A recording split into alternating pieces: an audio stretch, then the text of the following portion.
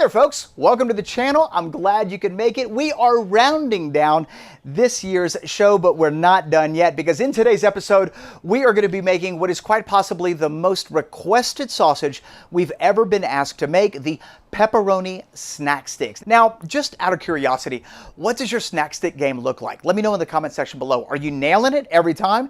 Do you have tender, flavorful, juicy snack sticks, or are they dry, crumbly, a little greasy, a little tough, a little chewy? Let me know in the comment section below. Today, we are going to go through the entire process of how to make the pepperoni snack stick, and you can basically apply this same technique to all snack stick recipes. That's a tongue twister.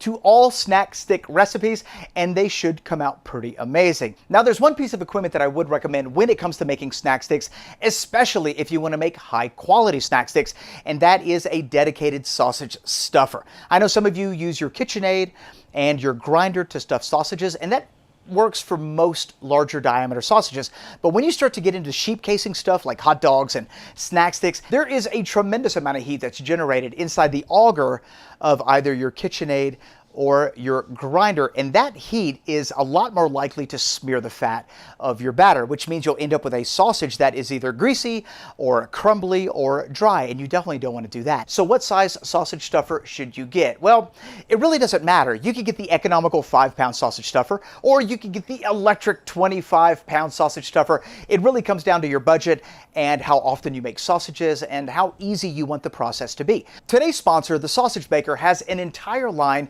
of sausage stuffers available. I'm going to put a link to their website, sausagemaker.com, in the description box below, and I want you to go check them out, because if you're not using a dedicated sausage stuffer, but you want to make things like snack sticks and hot dogs, you're not only going to be greatly benefited by one of these sausage stuffers, but your overall sausage game will be greatly improved. The Sausage Maker not only sells stuffers, but they have an entire line of grinders, both heavy duty and economical. Do you need a meat mixer, a cutting board, a knife? Do you need casings, a dry curing chamber? The Sausage Maker has got it all. It is literally a one-stop shop. I'm going to put a link in the description box below, so be sure to check them out every time you need to re-up your sausage making supplies. And now it's time for today's product giveaway. The Sausage Maker is giving away a 25-pound electric sausage stuffer. It's the sausage stuffer that we're going to be using in today's video, so you get to see it in action. And let me tell you, we did a full-blown review on this sausage stuffer, and it is absolutely amazing. If you are the lucky winner of this 25-pound electric sausage stuffer,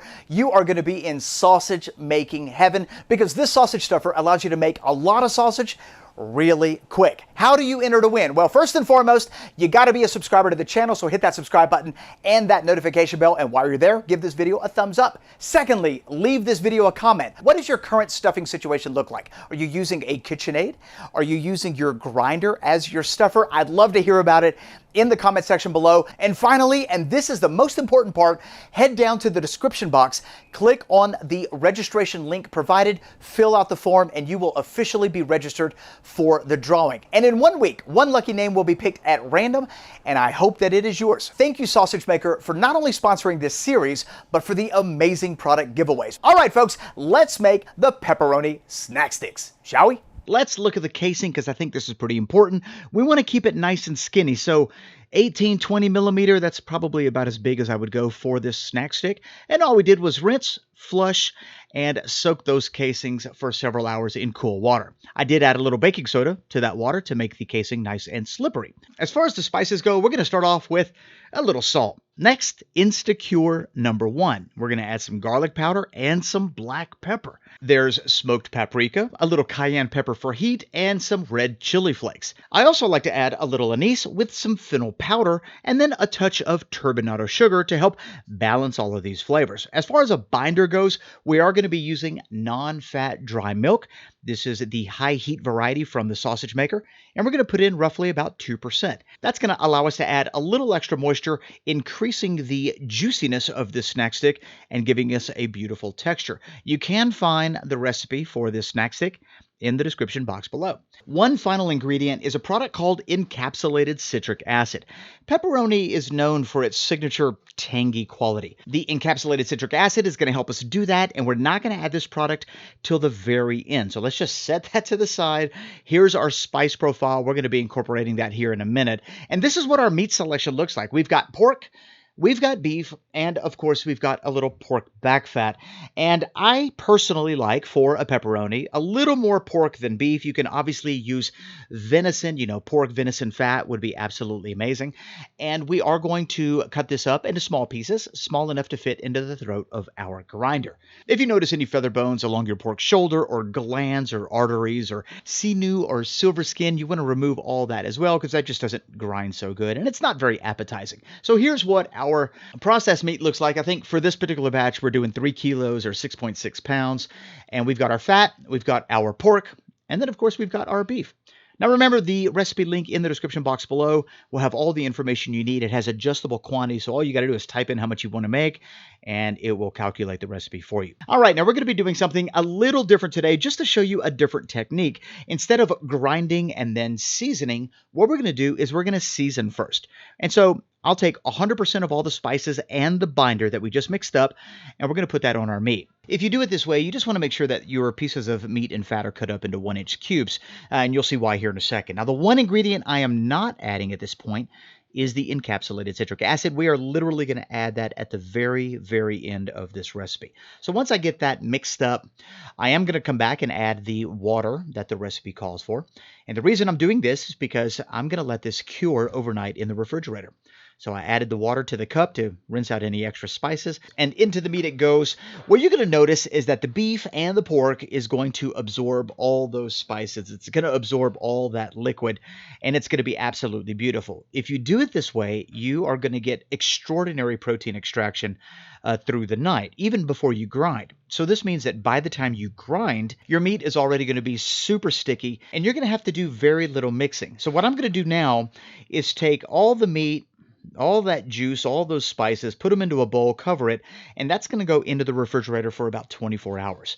During that 24-hour period, all of those spices are going to come together. Those flavors are going to marry. The curing salt is going to do its job. And then tomorrow, we'll be able to grind our meat, and you'll see exactly what I'm talking about. It's going to be ridiculous. It's now 24 hours later. Check this out. Beautiful color. It smells incredible. And I want you to see how much liquid is left over after this 24-hour cure in the fridge. Look at that. Absolutely nothing. The meat has soaked up 100% of it, and this is exactly what yours should look like at this point. Now, it is time to grind, and we don't want to grind our meat at refrigerator temperature. We do want to chill it, and that's what I've done right here. So the temperature of our meat now is below 34 degrees Fahrenheit. It's actually closer to about 31, 32 degrees Fahrenheit, and we're going to give this a double grind, starting with a 6mm plate, and then the final grind is going to be on the fine plate, our 4.5mm plate. This is going to give us an absolutely amazing texture. Now, it is important to keep everything partially frozen when you double grind, especially if you've pre-seasoned like we have here, because it's already going to be incredibly sticky. So my first piece of advice here is make sure your meat is partially frozen. Really 30, 31 degrees Fahrenheit is ideal at this stage. So let's pop that in the freezer. This is now what it looks like, and that looks beautiful. My second piece of advice is to make little meatballs, because the one thing you don't want to do is get into a position in which you're trying to slam the meat down with this little plunger thing right here. You're going to end up creating a bottleneck in the throat of your grinder. It's going to generate a lot of heat, and it's just very difficult. I would make little meatballs just like this so that you could toss those meatballs into the grinder one at a time and allow the grinder to just grab the meat naturally without you having to force it in there. It's going to be absolutely brilliant. So let's grind this one more time, and I'll get right back to you.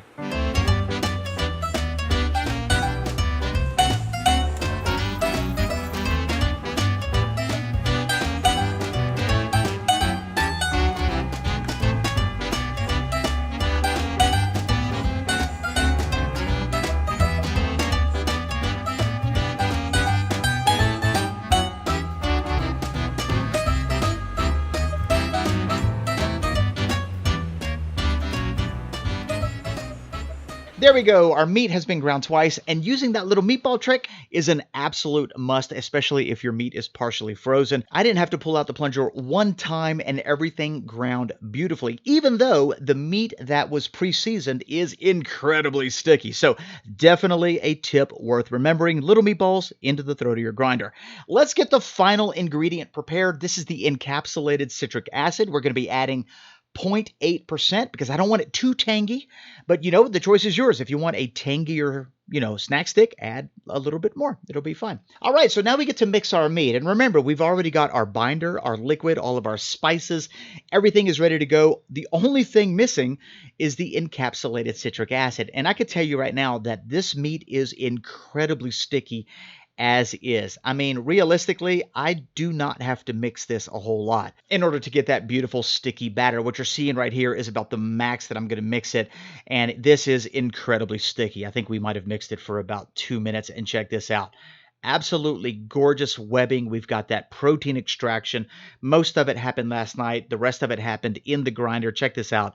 We've got it sticking to the bottom of our hand, which is perfect. Once our meat has become super sticky, it's now time to add the encapsulated citric acid. And I'm just going to sprinkle that over the top, and then we're just going to fold it in. It's going to be absolutely brilliant. If you want to know more about encapsulated citric acid, check out that link in the top right-hand corner. I go over the entire product, how to use it, the whole shebang. And if you have any questions about that product, the video should answer them. All right, so once that gets mixed and everything is well incorporated, we are done. You grab a little handful, it's super sticky, looks absolutely brilliant. Let's get this into a sausage stuffer. This is the electric sausage stuffer that the sausage maker is giving away this week. This is the 25-pound economical sausage stuffer, and I gotta tell you, it is brilliant. One of the big problems that people have with sausage stuffers is their ability to do small diameter sausage, like this snack stick. 18 millimeter, no matter how you slice it, is a small diameter sausage. So we're gonna go ahead and load this onto the base, and you're gonna see how this electric sausage stuffer performs firsthand. The next thing we got to do is get our casing onto that horn, and all I do is just wet the horn with a little bit of that water and then thread that sheep casing onto that very small diameter tube. I think I'm using the 1/2-inch tube for sheep casing. This is controlled by a foot pedal, which we're going to plug into the back, and we're going to click the unit on. Very good. Now, when it comes to small diameter sausages, what I like to do is start off on max. That's going to get that plunger down as quick as possible. Once the plunger gets to the level of the meat, I'm going to back that speed down to somewhere between the 3rd and the 7th mark, somewhere around there. That's going to slow the speed of that plunger down. And that's super important for small diameter sausages, because if you try to stuff it too fast, let's say up in this section, then you could get casing blowouts and all kinds of other problems. And anyway, I try to keep it around here. I would suggest you do the same. Let's go ahead and activate the foot pedal and get this sausage stuffed.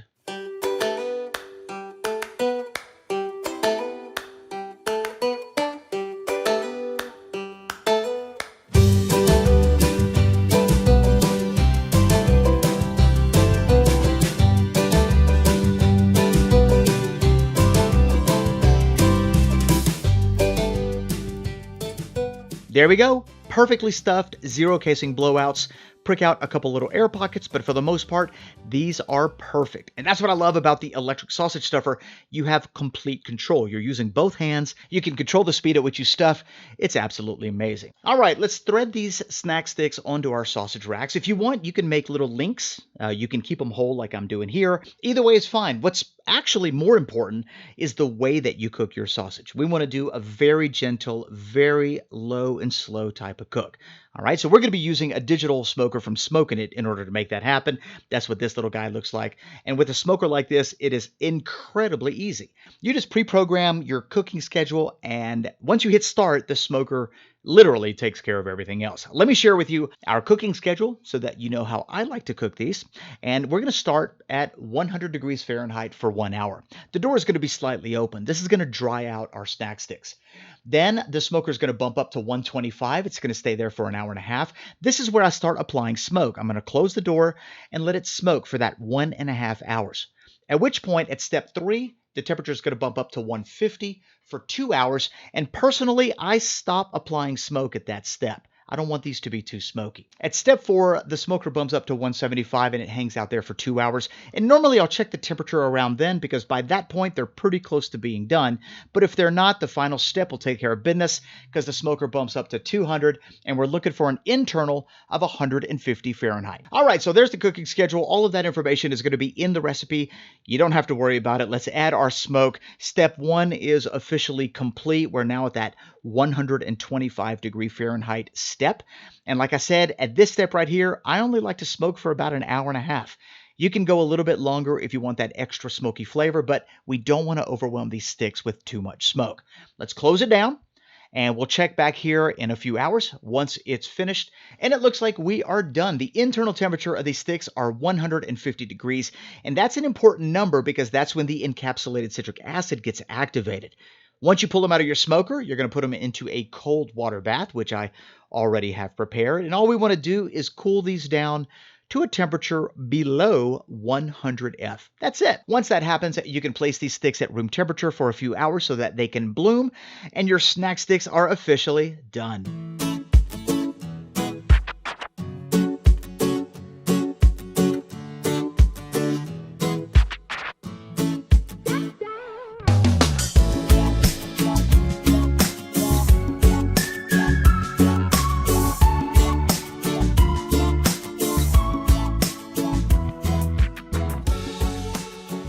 The pepperoni snack stick, a sausage that has been on the old to-do list for quite some time. And I gotta tell you, I think it came out perfect. Look at that.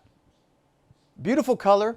I'm loving the diameter. I think 18 millimeters where it's at. If you go too big, 22, 24 millimeter, you're gonna kind of enter into that hot dog territory and you lose that snack stick quality.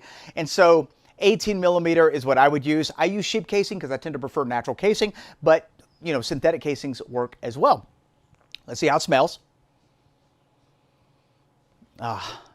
Very fresh, very smoky. You are getting that pepperoni vibe from it, so I can't wait to dig in. Let's give it a taste and see how we did. Pepperoni snack stick down the hatch.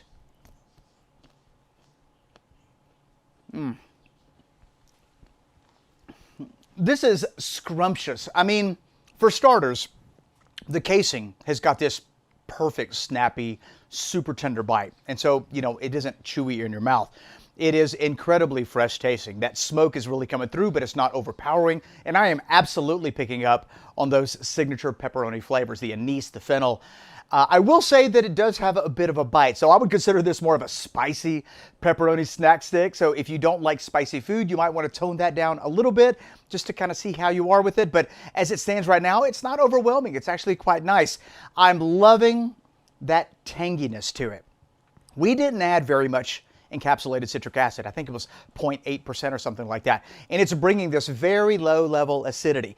If you like your sausage to be on the tangier side, I would add 1% encapsulated citric acid and you'll be good to go. Now remember that encapsulated citric acid is not the same as regular citric acid. If you try to use regular citric acid in this recipe, it's going to denature the meat's proteins. They're not going to bind together and you're going to end up with a very loose textured, crumbly sausage that is just not a very pleasant eating experience. And so if you're going to follow this recipe, you have to use encapsulated citric acid, but I do believe that there are alternatives on the market that do also provide a nice tangy quality. I think you can get a product called Fermento. I think there's also another one called Fermento TSM blend. I'll put links in the description box below so that you can take a peek for yourself. No big deal. This pepperoni snack stick is a winner and I sure do hope you get a chance to try it. Now, if you're thinking to yourself, how do you store this once it's made? Let me go ahead and answer that question. You got to remember that these snack sticks are cooked sausages. They're not dried sausages. So there's still a lot of water activity going on inside. The saving grace is that it does have a relatively low pH thanks to the encapsulated citric acid. And it's that low pH that's going to keep the bad bacteria from growing. So while technically they don't need to be stored in the refrigerator, if you store them at room temperature or in an airtight container, you will most certainly have to deal with mold, which is not a good thing. And you will have to deal with the sausage continually wanting to dry out. What I personally recommend is take your snack sticks, stick them in a vacuum sealed bag. I like to put 6 sticks per bag and store it in the refrigerator. If you store this in the refrigerator, these will stay good for anywhere between 2 to 3 months. If you put this in the freezer, you're basically going to have an indefinite shelf life. And don't forget, in this episode, the sausage maker is giving away a 25-pound electric sausage stuffer. This is an absolutely game-changing unit for anyone who makes sausages. Trust me, I speak from experience. Now, if you missed the details on how to enter, it means you probably skipped over certain portions of the beginning of this video. Head back over to the beginning of this video, watch it without skipping, and you'll get all the details on how to enter. I hope you win. If you like this video, give it a great big thumbs up. And if you're new here, don't forget to hit that subscribe button and that notification bell so you don't miss a single episode. Thanks a lot for being here. We'll see you tomorrow. Bye-bye.